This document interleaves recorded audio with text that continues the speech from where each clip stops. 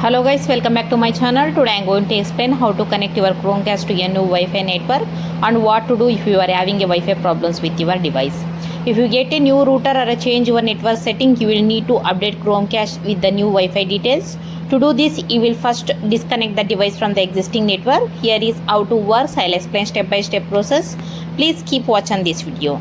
These steps work for Chromecast with a Google TV and Google TV streamer. For this first step is using the Chromecast remote. Select the settings gear icon at the top right of the screen. Select Wi-Fi from the menu. Select the Wi-Fi network the Chromecast is currently connected to. Scroll to the bottom of the screen and choose Forget Network. Confirm by selecting OK. Use the back button to return the list of the available Wi-Fi network. Select the Chromecast new Wi-Fi network from the list. Enter the Wi-Fi password. After a few moments, you will see a connecting message followed by connected successfully for confirmation. I hope this video is really helpful. It's really helpful. Please share this video, like this video and subscribe my channel. Thank you.